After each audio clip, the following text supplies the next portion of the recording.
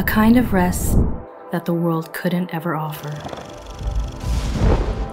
Rest that taps me in the back, reminding me that you are God, the God who loves me all the same, despite all sorrow and shame. Let my feet step into the solid ground, this sure foundation, a place where I can walk and rest and walk again, a place of grace.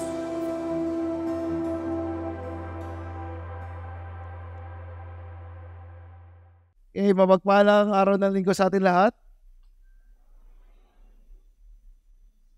Magandang araw ng linggo. O sige, baka gusto nyo, Happy Palm Sunday! Iyon. So, magbubukas po tayo ng bagong serye ng ating topic na pinamagatan Place of Grace. So ngayon po kalimitan every Holy Week. Ito po ang kapahingahan na inaasam ng iba. Tama ba? So pagka Holy Week na, naghahanap sila ng isang lugar o isang place para pumunta doon at mag-relax. O yung iba naman, they want na itong place na to is a place na pwede silang magsolo lamang or pamilya lamang to enjoy the rest of the day. Or yung iba naman, ito yung time para mag-reflect. But for us, sino yung place of grace na meron po tayo? Ito po ay ang ating Panginoong Jesucristo. Hope, ito pong Semana Santa, we will find our rest in Christ. O yung kapahinga natin ay matagpuan po natin sa Panginoong Diyos. Ito po yung place ng kanyang grasya na wag po natin ma-miss out yung kanyang kabutihan sa ating mga buhay, even we not deserve it. So, sino dito may katabi ka gusto nang magpahinga? Wala pa naman. But honestly, kung itong iba parang hinahanap natin yung kapahingahan, pero yung when we look to others, parang ito yung time na kailangan nila magpenitensya. Sabi ng iba, nababawasan ng kanilang kasalanan.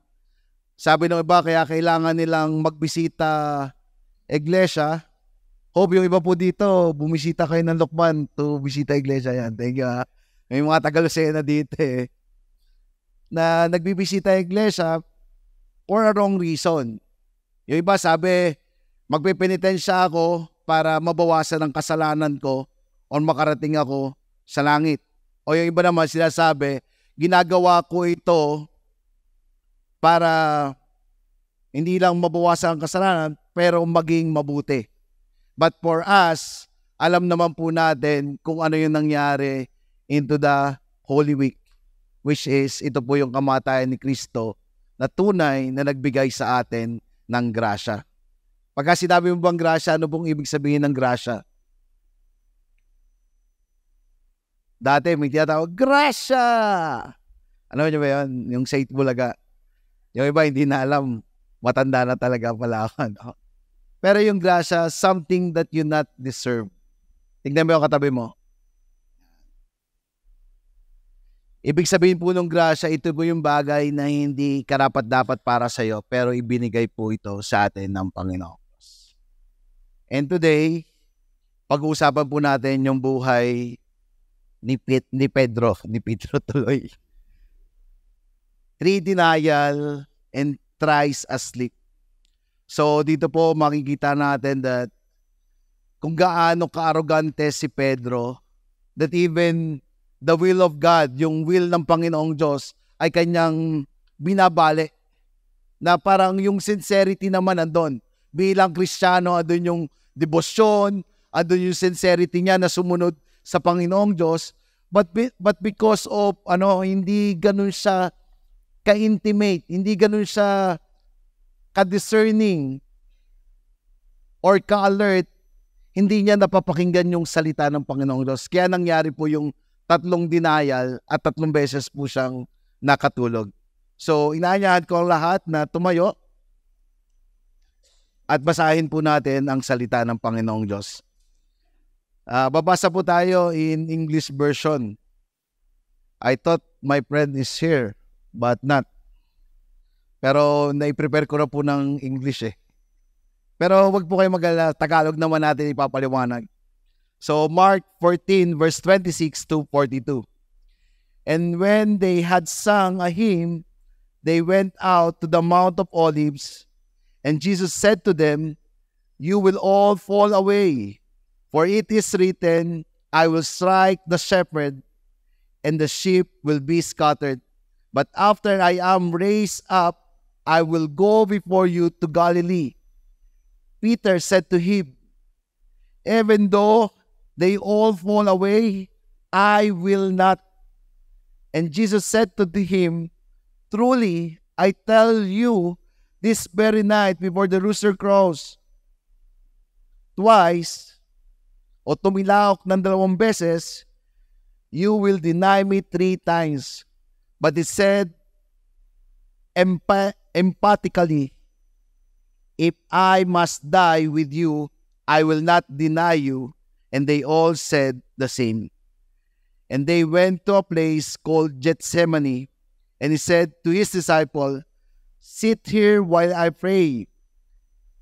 And he took with him Peter and James and John, and began to be greatly distressed and troubled. And he said to them, "My soul is very sorrowful, even to death. Remain here and watch." And going a little farther, he fell on the ground and prayed that, if it were possible, the hour might pass from him. He said, "Abba, Father, all things are possible for you. Remove this cup from me. Yet not what I will, but what you will." And he came and found them sleeping, and he said to Peter, "Simon, are you asleep? Could you not watch 1 hour? Watch and pray that you may not enter into temptation. The spirit indeed is willing, but the flesh is weak." And again he went away and prayed, saying the same words. And again he came and found them sleeping, for their eyes were very heavy, and they did not know what to answer him. And he came the 3rd time and said to them, "Are you still sleeping and taking your rest? It is enough. The hour has come. The Son of Man is betrayed into the hands of sinners. Rise, let us be going. See, my betrayal is at hand." Let us pray. Lord, maraming pong salamat sa oras na to. Dalangin po namin, nabigyan mo kami ng karunungan, na maintindihan. Bigyan mo kami ng discernment spirit also to understand what you did on the cross, na yung pinamuhay mo dito sa mundo, yung pagministeryo mo nung namatay ka, at nung iyong pagkabuhay. Dalangin namin na, Panginoon, sa iyong buhay ay may matutunan kami, Panginoong Diyos. Matutunan namin na mamuhay ng banal ayon sa iyong ginawa. Lord, help us. Let your grace be upon us, na maintindihan namin ang iyong grasya na ginawa sa amin. Even hindi kami karapat-dapat, binigay mo ito sa amin. Pagpapakita ng iyong sobra-sobrang pagmamahal. We pray that we will understand also how wide, how deep, how high is your love to all of us. In Jesus' name we pray. Amen and amen. So, yung binasa po natin, ang background po nito, ito po yung 3 beses na nakatulog yung kanyang mga disipulo at 3 beses din pong dininay ni Pedro. Ang background po nito ay malapit na po yung palaspas na tinatawag o yung tinatawag na Palm Sunday, na ito po yung time na dadaan ang Panginoong Jesucristo doon, nakasakay sa isang asno at sinasabi doon, mabuhay, mabuhay ang ating hari. And all the disciple, nung dumadaan ang Panginoong Hesus doon, nakita nila, wow, ito na. Ito na ang panahon na tayo ay mananalo na. Parang ang kanilang nakikita, yung pagkapanalo na meron sila ay yung sa kaharian.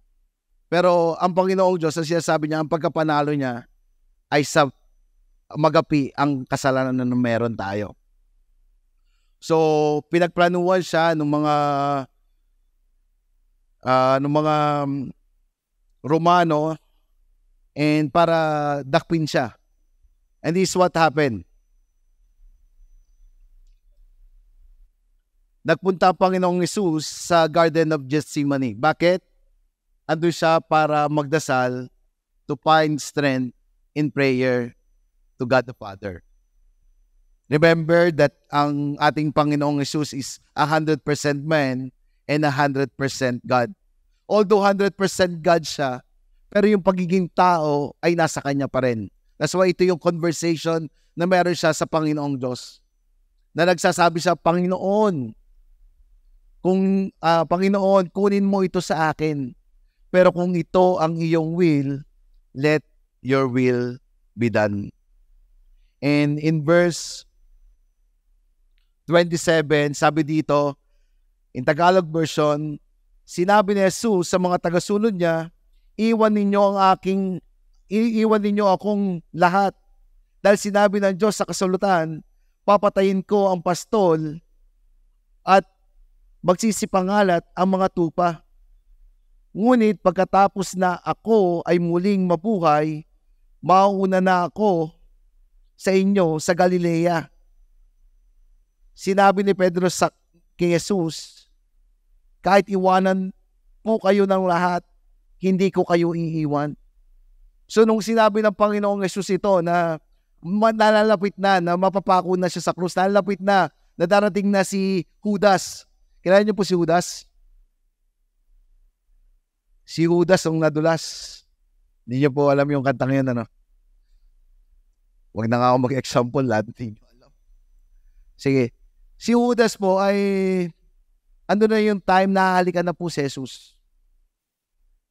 But bago po dumating yon, binanggit po ni Jesus sa kanyang mga disipulo na yung binanggit din in Sicaria na ang pastol ay huhulihin na at ang kanyang mga tupa ay aalis na. Pero sabi ni Pablo o ni Pedro dito na kahit iwanan po kayo ng lahat, hindi ko kayo iiwan. Kung tutusin, ano naman yung puso ni Pedro na maglingkod? Sino dito may katabi ka mukhang devoted kay God? Meron ba? Na ipinangako niya sa Panginoon, kahit sinasabi mo yan, hindi kita iiwan. Parang gano'n yung ano. Sino dito napangakuha ka na hindi ka iiwan? Meron ba? Wala naman. But hindi niya alam, behind doon sa sinasabi niya, behind doon sa pagiging devoted niya, behind doon sa pagiging sincere niya, it is a promise of God na ikiniklaim niya dito na talagang mangyayari na magdi-disappear ang lahat ng mananampalataya. Pero, in verse 28, sabi niya dito, after his death, he will come back at magkikita sila doon sa Galilee. Di ba?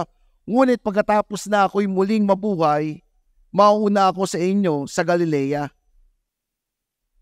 Pero si Pedro, hindi ganon ang kanyang discernment, hindi ganon ang kanyang pagkakaintindi, kaya medyo sinalungat niya yung sinasabi tungkol sa kasulatan. Tanong, may nangyari na ba sa buhay mo na tingin mo ito ay plano ng Panginoong Diyos? Pero in the end, you understand and you realize that it is not the will of God. Meron ba ganon? O ako lang? Parang yung asawa ko. Palagay mo, will ni God na mapangasawa mo ako. Oo naman, syempre naman. Nag-iisip kayo, parang hindi mo, pastor, parang tinutukan mo. Hindi, honestly. Sige, para makarelate ang lahat, in Proverbs 19:21, many are the plans in a person's heart, but it is the Lord's purpose that prevails.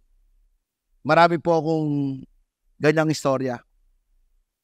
Akala nung iba, ito na yung will ng Panginoong Diyos. Pero kung titingnan, pagka sinaliksik mo, mas nauuna yung nasa ng laman at nais ng flesh. But truly, minsan, if we are not discerning doon sa sinasabi ng Biblia, or kung hindi tayo ganun kaintindi sa salita ng Diyos, there's a lot of time that pwede po tayong malihis. Peter is so arrogant dito na sinasabi niya, even mamatay ako, pero hindi kita iiwan. He is devoted. Pero kahit pa, it is not the will of the Father. First point na maintindihan natin, maunawaan natin, Jesus knows our human limitation and empty confession. Alam ng Panginoong Diyos kung sino ka, kung anong kahinaan na meron tayo, at alam din ng Panginoong Diyos kung ano lang yung kakayahan na meron po tayo. Unang-una, we will see here the weak intercession of Peter. Ang kasama niya po doon ay si Pedro, si James, at saka si John nga ba? But here makikita po natin 3 beses silang pinaalalahanan ni Jesus at nahuling natutulog. He took Peter, James, John along with him, and he began to be deeply distressed and troubled. My soul is overwhelmed with sorrow to the point of death. He said to them, stay here and keep watch. Bilang ang Panginoong Jesus ay 100% man and 100% God, yung pagiging tao niya, sinasabi niya dito na kailangan ko ng kasama. There's a power in someone na meron siyang kasama na nananalangin at kasama sa kanyang paglakad sa Panginoong Diyos. Kasi dito po, he is in parang trouble, distress. Na-stress po ang Panginoong Jesus. Kaya sinama niya, pinili niya yung 3, si James, Peter, and John. My soul is overwhelmed with sorrow to the point of death. He said to them, stay here and keep watch. Then he returned to his disciple and found them sleeping. Simon said to Peter, are you asleep? Could you keep watch for 1 hour? Grabe naman to. Si Pedro, sabi ni Pedro, Jesus, kahit saan ka pumunta, hindi ako papayag na iiwanan kita. Pero sabi ni Jesus, hindi, iiwanan mo ako.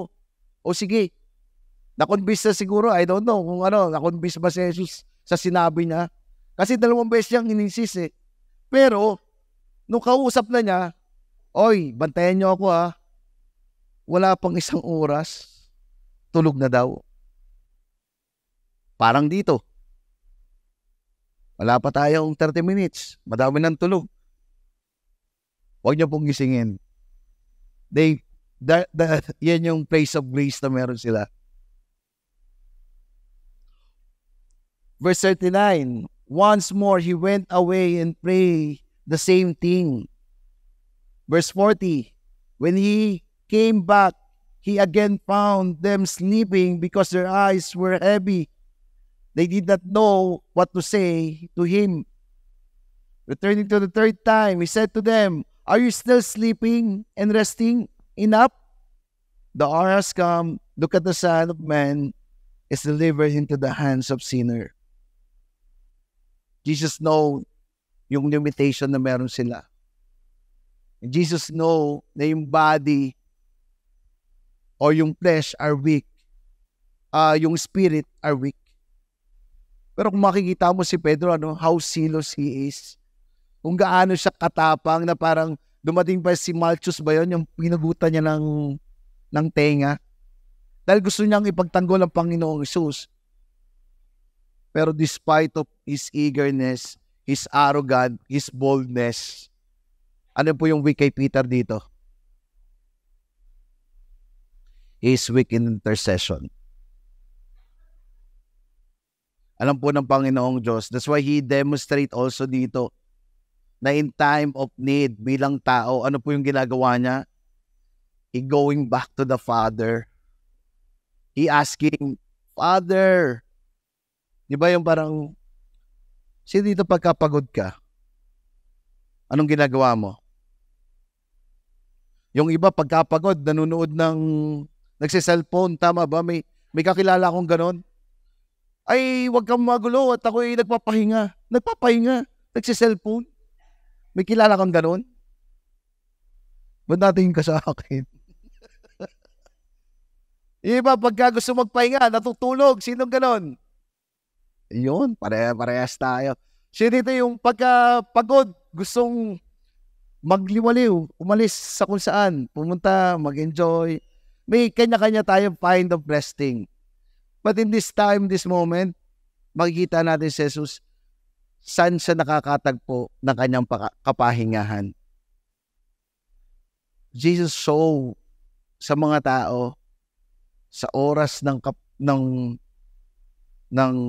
pangangailangan, sa oras ng distress, I need to go back to the Father. It means, tayo pong mga tao, we need yung spiritual.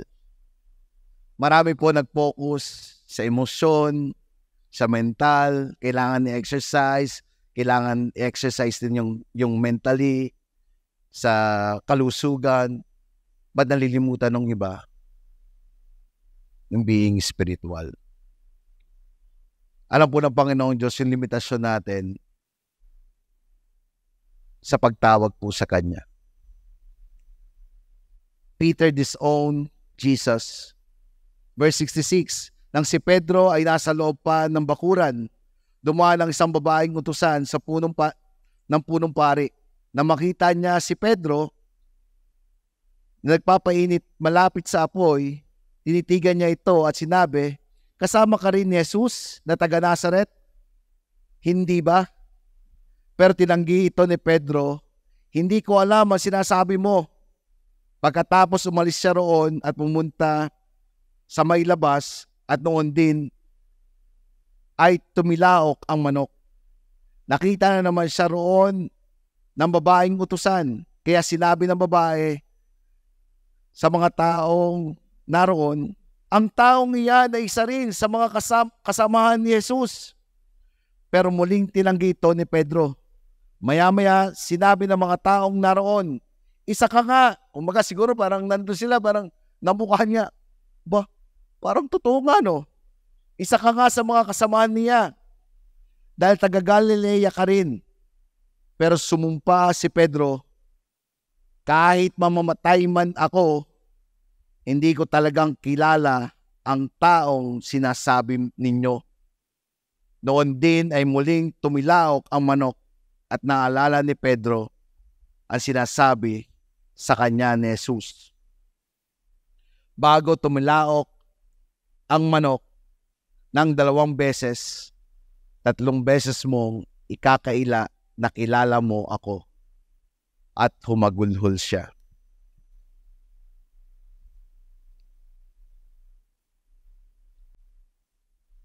In this situation, pinamukha ng Panginoong Diyos kay Pedro na hindi mo kaya ang wala ako sa iyo.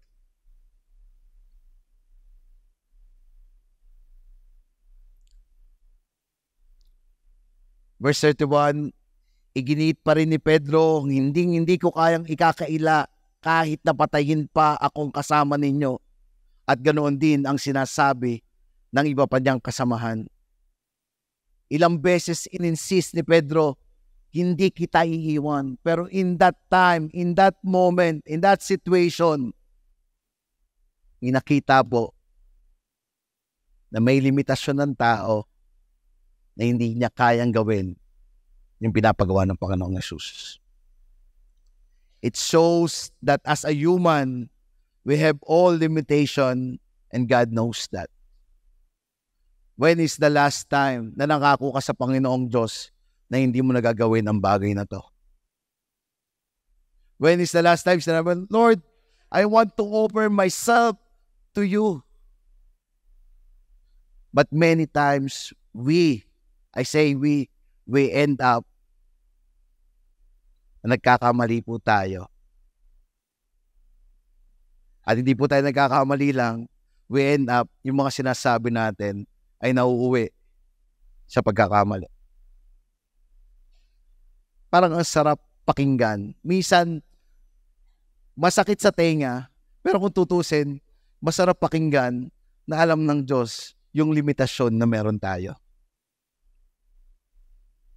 Hindi ba medyo comforting na kahit anong i-insist sa iyo ng Panginoong Diyos, alam niya yung limitasyon mo at nandan siya, ipinapakita niya na kailangan mo siya at ikaw ay sasaluhin niya.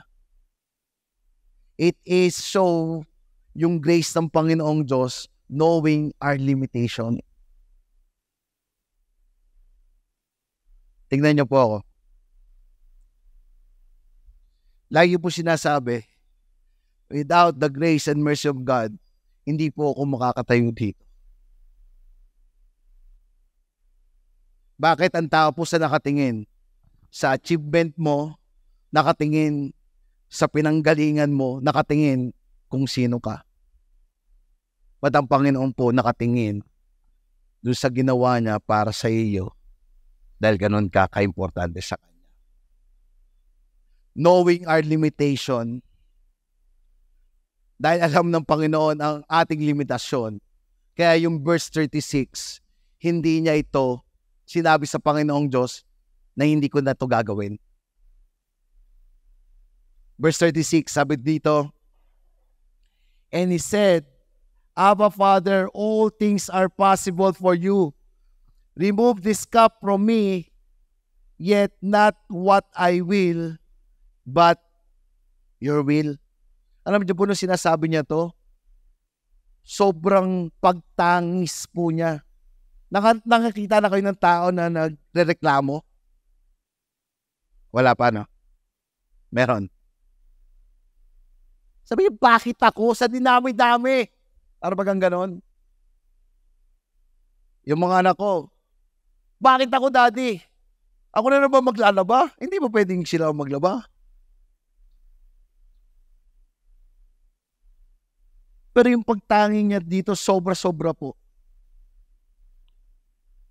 In-express niya yung true feelings niya na sinasabi niya, Ama, take this cup, pero kung ano yung will mo, kung anong layunin mo, ito ay maganap. Pero kahit ganun yung feelings niya, pinapaintindi niya pa rin at intindi pa rin niya na gagawin niya kung ano ang layunin ng Ama. Jesus know that man need a Savior.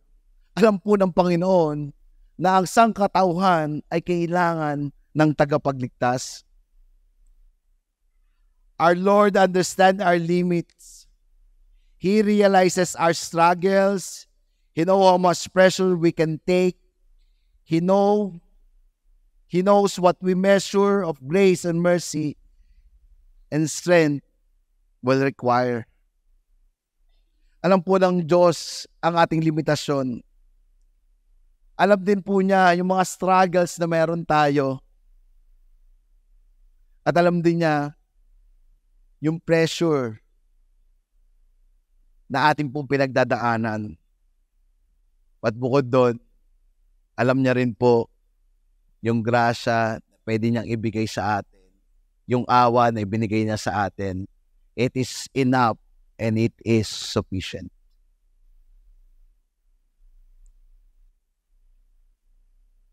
Man need a Savior. That's why Jesus is willing to do the will of the Father despite of the sufferings and agony that He will experience on the cross. Alam po ng Panginoon na kailangan natin ng tagapagligtas. Hindi po sa penitensya, hindi po sa pagproposisyon, hindi po sa pagbabasa, tayo po maliligtas. But alam po ng Panginoong Diyos na ito ay kailangan mangyari. Mapako ako sa krus, mamatay at pagkalipas ng 3 araw ay mamuhay muli para maligtas ang sangkatauhan. Jesus was crucified in our place so that we will not receive God's curse over us, but may receive God's blessing. Despite of curses o sumpa, sabi doon, ibitin sa puno ang taong kasumpa-sumpa. And we know yung Romano, kaya po pinapako sa cross ng Kalbaryo. Ito po'y kabayaran sa maling nagawa nilang kasalanan. But ang Panginoong Jesucristo po ay napako sa cross ng Kalbaryo. Hindi sa mali niyang ginawa. Siya po ay walang bahid na dungis. Wala po siya nagawang kasalanan. Kaya po siya napako sa cross ng Kalbaryo ay para po sa ating mga nagawang kasalanan.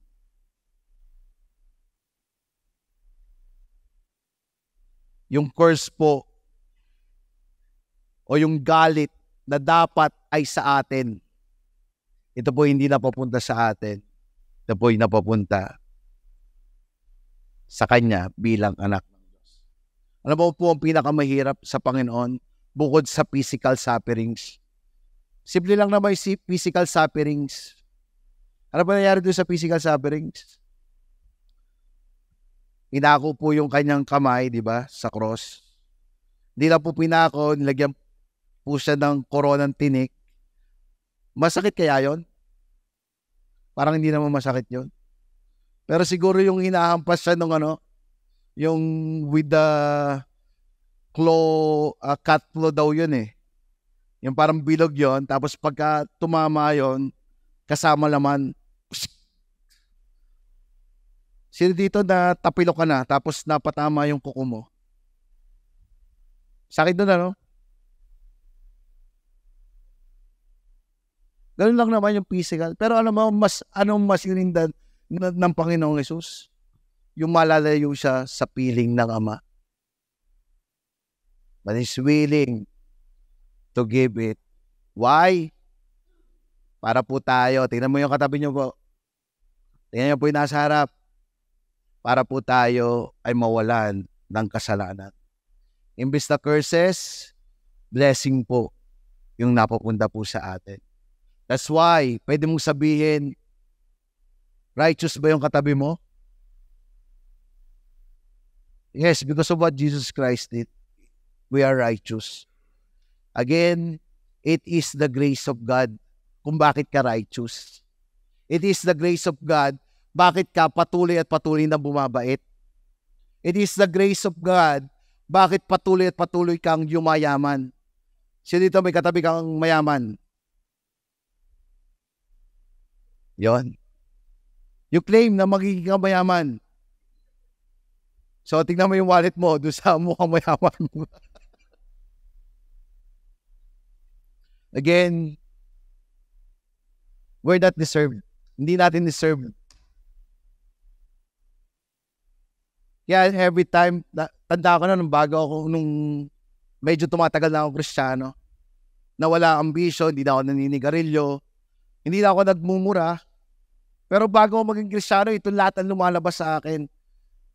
Tapos, pagka nagagalit ako, medyo nung naging Kristiyano ako, medyo hindi na ako ganoon magalit.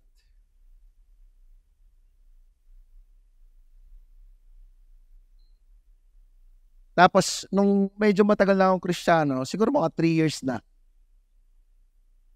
nakaupo ko ng gano'n, no, sa jeep, tapos may naninigarilyo.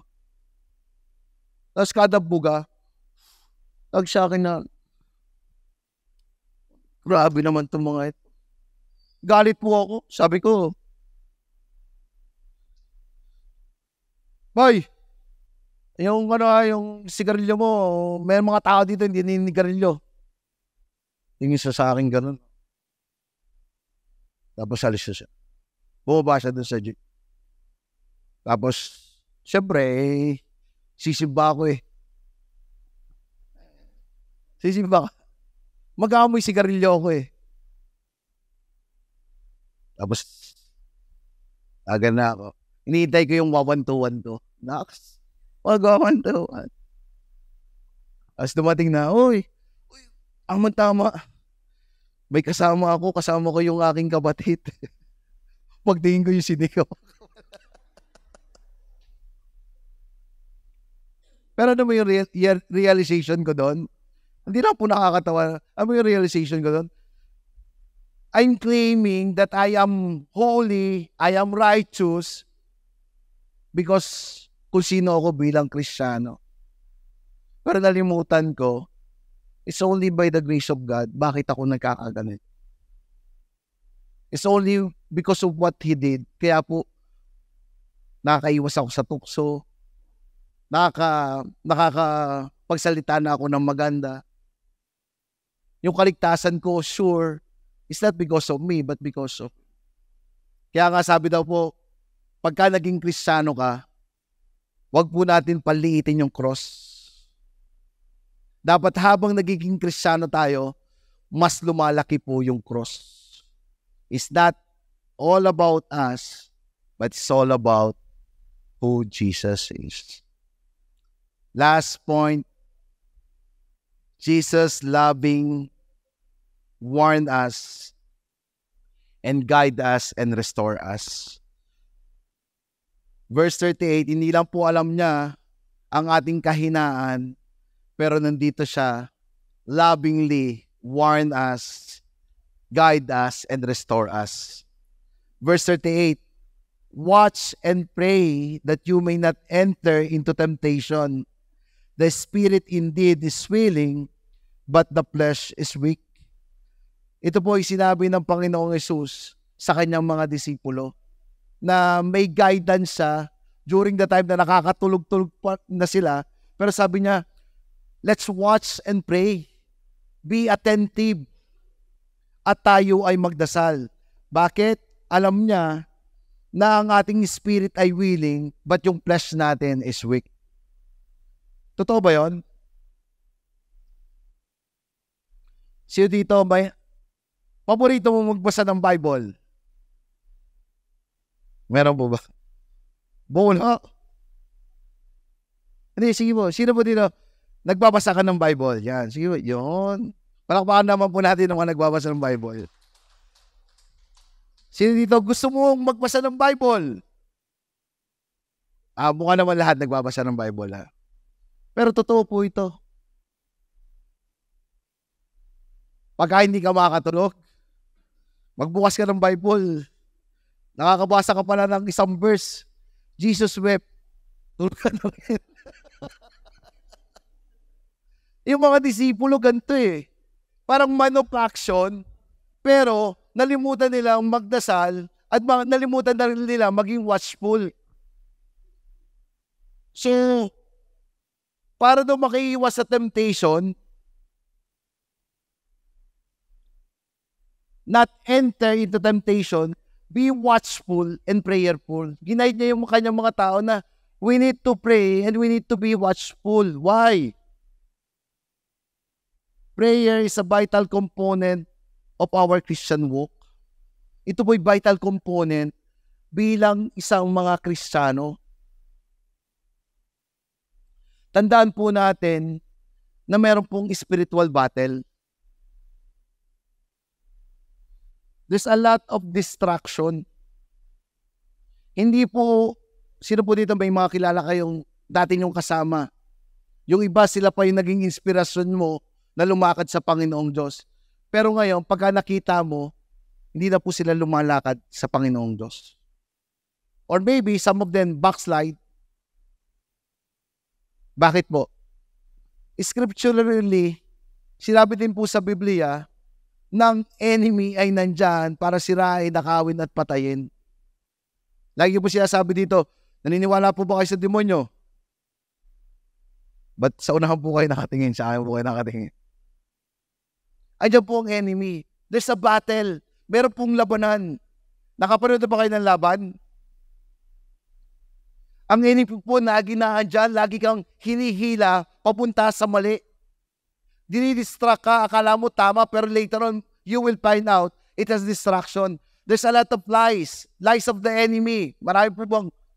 Maraming kasinungalingan na binabato sa atin. Pero sabi po dito, be watchful and pray. Prayer is a vital component of Christian walk. It is through prayer that we communicate with God, seek His guidance, and receive His strength. Gusto niyo po ng kapahingahan?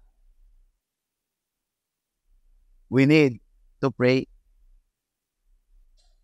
Yung communication po natin sa Kanya will increase our relationship sa Kanya. Sino po dito mag-asawa? Yon. Buti na lang may mag-asawa dito.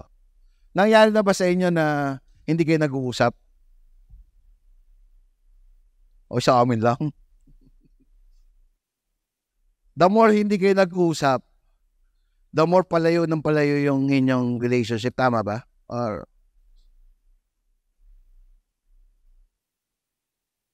pero the more na kinakausap mo siya, the more mo naiintindihan siya, the more mo nalalaman kung ano yung nais niya, yung gusto niya, you become closer. The same thing po, we need to pray. It will strengthen us.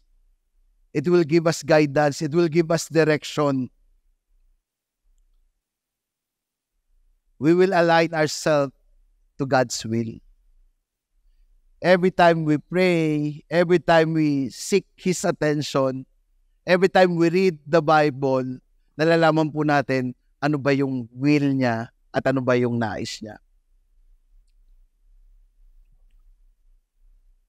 Prayer empower us to overcome temptation and stay connected to God's purposes. Sabi po dito, we can overcome our temptation. Sino dito may temptation ka?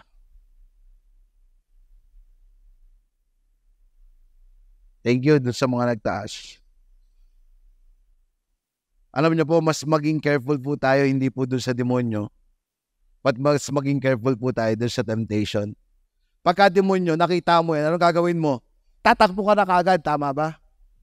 Pero yung temptation po, kakaiba po yan. Hindi mo po yan tatakbuhan. Bakit? Struggles mo yan eh. Kaya nga temptation yan eh.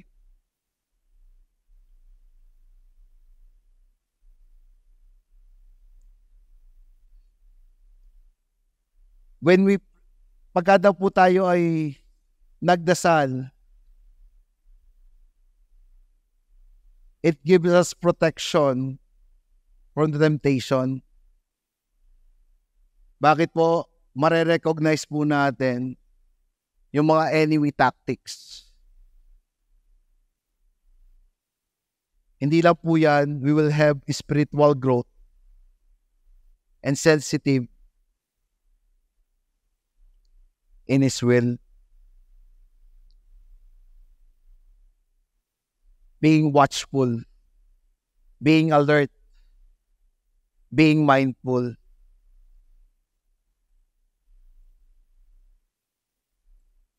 We must be awake and vigilant, not obviously to the scheme of them, that oblivious to the scheme of the enemy. We can discern the attacks of Satan and resist them. Let's be watchful.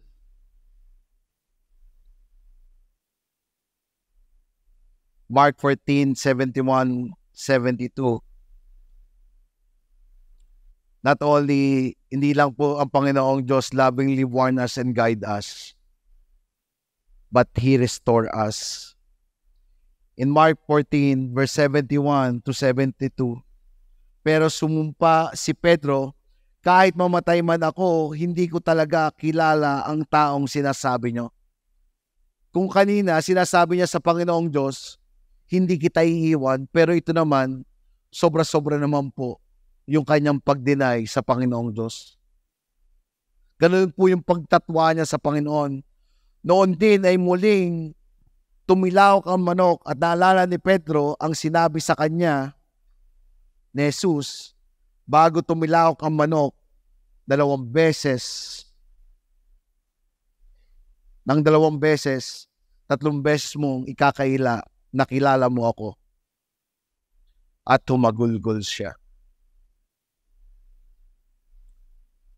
God restore His people.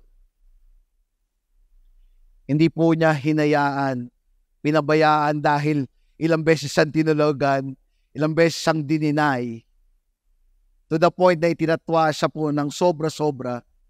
Pero kahit pa yon, pinapaalala po ng Panginoong Diyos na He not only guide us, He not only warn us, but He restore us. Alam po, after niya ma-realize, maintindihan, andun po yung paghagulhol ni Pedro. After he realized na yung maling ginawa niya, nandun po yung puso niya na handang humingi ng kapatawaran sa Panginoong Diyos. Yung iyak niya pong yon, yung hagulhol na yon, ay iyak ng isang pagsisisi. It was not the crowing of the cock that convicted Peter. It was the remembering of Christ's words. Sabi po ni verse B, hindi po yung pagtilaok daw ng manok yung nakapag-convict kay Pedro. Pero tanging salita niya ang nagbigay ng paalala kung paano niya tinatwa ang Panginoong Diyos. Those who repent, those who accept yung pagkakamali niya, andyan po ang Panginoong Diyos na handang ibigay ang restoration para sa atin.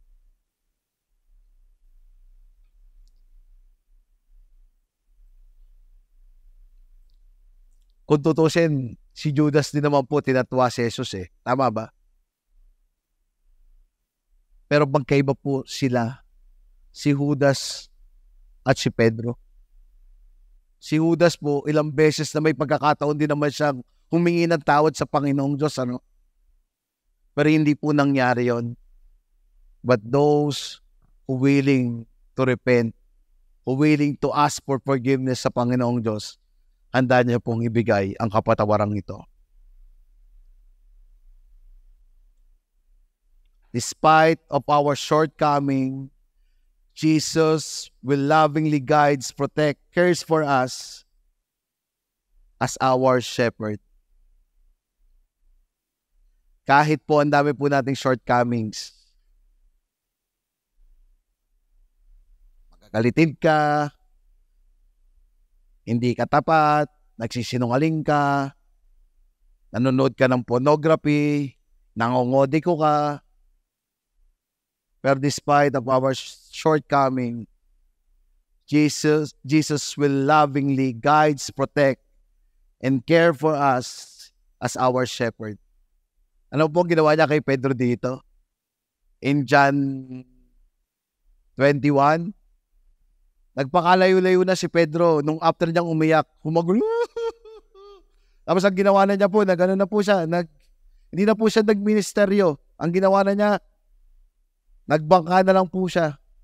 Tinalikuran na niya po yung tawag sa kanya ng Panginoong Diyos to honor God and make disciple. Wala na. Magpapakayaman na lang ako. Pero alam mo ginawa po ng Panginoon Jesus? Nilapitan siya at nilapitan. Nagpakilala siya. Ito ako Pedro, handa kitang i-restore. Parang binigyan pa nga ng pagbalik ni Pedro doon, meron ng binangi. Makikita mo doon na talagang yung pagiging humble ng Panginoong Hesus na is willing to restore Peter.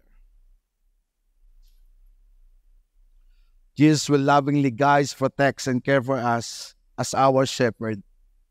Yung shepherd po, ganun po siya sa kanyang tupa. Minsan po yung tupa, binabalian niya. Yung mga matigas na ulong tupa, yung shepherd po, minsan binabalian yung tupa para hindi na makauli at para kasama na lang. And sino po dito napalo ka na ng sa sobrang tigas ng ulo mo? Yan Buti na lang marami palang napapalo dito Ako po, bago ako maging Kristiyano, nilibre na ako nung kapatid ko, binudol na ako nung isa pang kapatid ko. Ayaw ko po talagang umattend ng pagiging born again. Pero dumating yung point na tinanggal lahat ng Panginoong Diyos yung aking kinakapitan. Yung yabang ko, yung feeling ko, pagka nasa court ako, akin ang basketball court. Ginawa ng Panginoon. Pinilayan ako. Hindi ako makapaglaro. Yung confidence ko dahil may negosyo kami noon. Parang kami na nagpapatakbo ng kapatid ko. Tinanggal din yung negosyo namin. Hanggang sa wala na akong makapitan.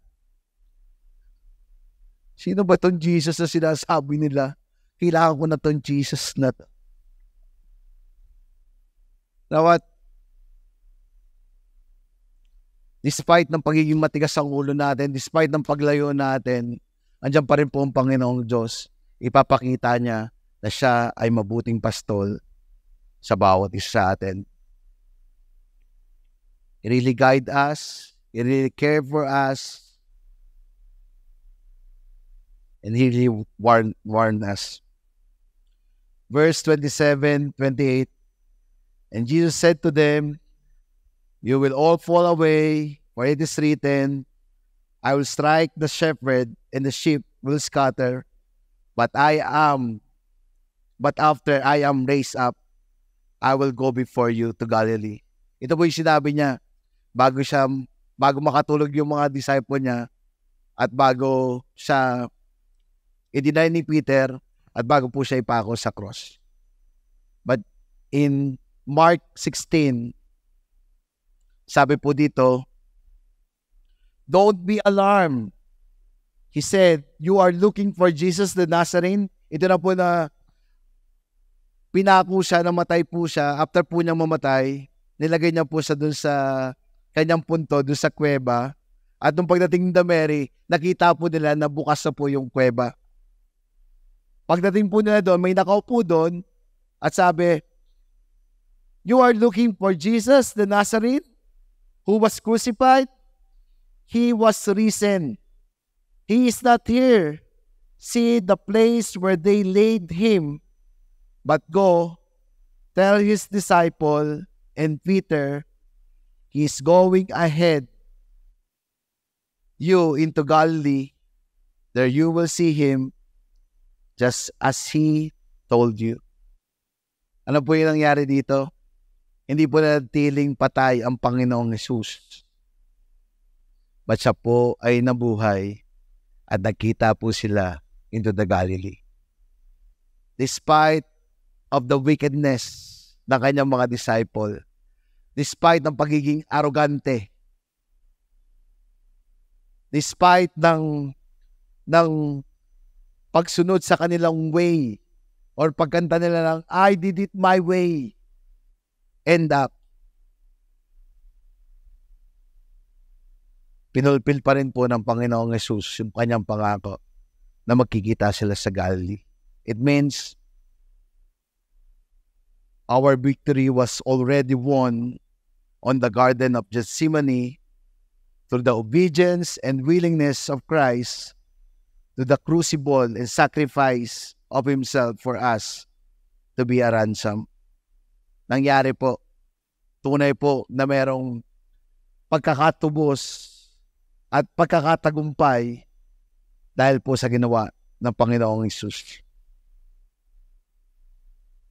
In our weakness, sinfulness, frailty reflected by our prideful confession, disregard for fervent intercession, emphatic denials, Christ trusted and obeyed His Father and ransomed us through His suffering on the cross. We can always find rest on Christ's finished work on the cross, a place of grace where we'll never miss out on God's love despite of our sins and shortcomings. Can we all stand up? Before I end, bago po tayo magdasal, meron ka bang nagawang kasalanan sa Panginoon na hanggang ngayon parang ang bigat pa rin? I don't know kung ito yung ginawa pa noon pa, na parang pagka bumabalik yung time, pagka naaalala mo, mapapatawad kaya ako ng Panginoong Diyos. Sabi po sa Bible, wala pong kasalanan na hindi kaya niyang patawarin. When we ask to Him, we are forgiven.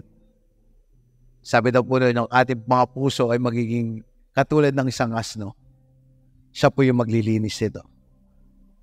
If you're that person that hanggang ngayon, feeling mo meron ka pa rin kasalanan na every time, yung enemy na dyan, parang ibinabalik sa'yo to. Ito ka. But it's all lies of the enemy. Napagtagumpayan na po ng Panginoong Jesus sa cross ng Kalbaryo. At dinala na po lahat niya ang ating mga kasalanan. Can we all close our eyes? And I want to pray for you. If you're that person, somehow, ginugulo ka ng enemy about these lies of your past mistake, I want to pray for you. Lord, thank you. You said, Jesus, sa lahat ng mga nahihirapan, napapagal, lumapit kami sa iyo at bibigyan mo kami ng kapahinga. Kunin namin ang iyong pamatok dahil ang iyong pamatok ay magaan. Lord, thank you for that person that she or he is willing to give all to you, God. I pray, God, that you will give him or her a discerning heart. He will understand yung katotohanan at yung kasinungalingan. Lord, I know today, pinapalaya mo siya sa kasalanan ito. At hindi lang yan, Panginoong Diyos. Hindi mo lang siya pinapalaya, but binibigyan mo siya ng kapahingahan na ganap na nagmumula sa iyo. If you're that person, I want to pray for you. Lord, thank you. We pray for forgiveness to be upon him, God.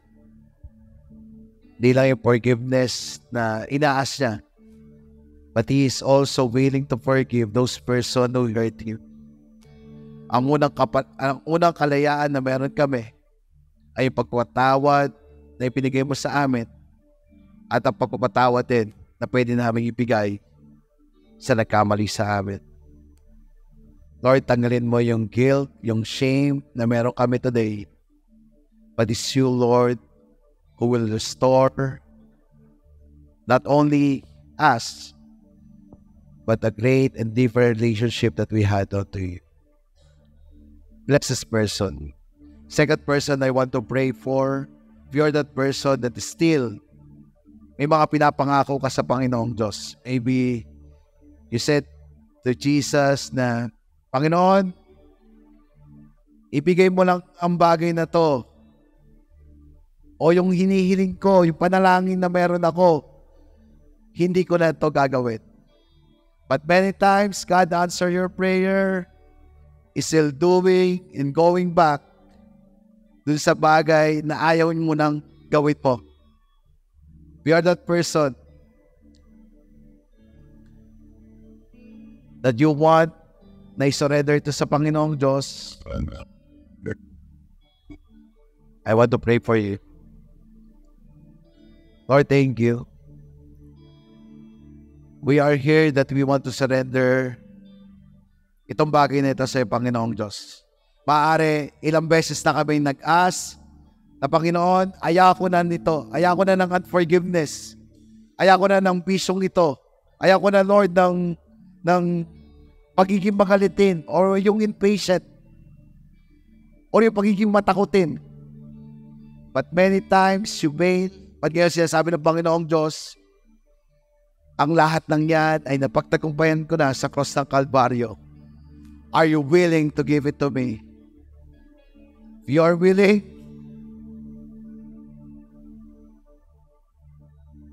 God will give you a miracle. I want to pray for you. Lord, thank you for this person. Alam namin yung pagiging mapagmatawad, yung pag-iwas sa bisyo, yung pagiging mabuti, ay ito'y miracle na nagmumula sa iyo. For some, hindi ito madaling gawin. Pero we believe today, in the name of Jesus, there's a miracle that will happen to the person who believes in you. Lord, thank you. It is you, Lord, who will cleanse us. Like what happened to Peter, he ended up, Lord, dying also in the cross, that he become a martyr, God, na naging martyr siya, despite of his shortcomings. But in the end, when you restore him, at doon, Lord, yung pursigido na pagsunod, pursigido na pagpapanlawak ng iyong kaharian. Lord, we pray, not to the person only na nandito, but to all of us, that in the end, will be like Peter, Lord, a true Christian. Lord, dalangin ko na ang bawat isa sa amin ay maging totoong Kristiyano, na hindi lang Kristiyano sa nguso, but tunay na Kristiyano sa puso. Can we all lift our hands to the Lord?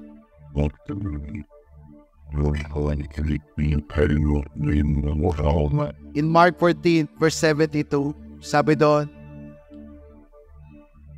na maintindihan muli ni Pedro ang salita ng Panginoong Diyos, may maghahulhul na pagsisisi. Lord, nakikita mo ang aming mga kamay, showing that we are truly repentant for all the things na ginawa namin mali. Lord, thank you because you will guide us. Lord, dalangin namin sa pagiging naming mahina, espiritual. Alam namin na ikaw yung nandyan. Ikaw, Panginoong Diyos, yung magbibigay sa amin ng kalakasang espiritual, na ang aming pananalangin, ang aming pagbabasa ng Biblia ay tunay na aming hahanap-hanapin. Tunay, Panginoong Diyos, na ito'y aming nanaisin dahil ikaw mismo yung magbibigay nito sa amin. Lord, thank you also for today. Dahil yung paghingi namin ng tawa sa iyo ngayon, Panginoong Diyos, ay umpisa na mas malalim na may relasyon sa inyo. Give us a discerning heart to understand the truth and the lies, Lord. Thank you, Jesus. In Jesus' name, amen. And Lord, today before we end up, pwede ba natin alayan ang Panginoong Diyos ng papuri at masalamat as we sing this song? Sino po dito na understand po na hindi karapat-dapat tayo sa Kanya? Sino dito na understand mo na yung pag-ibig niya ay sobrang lawak, sobrang lalim, at sobrang taas? Gusto yung maitintin ng Panginoong Diyos yung pag-ibig niya sa atin. As we understand that, let's sing this song to the Lord. The Holy Spirit.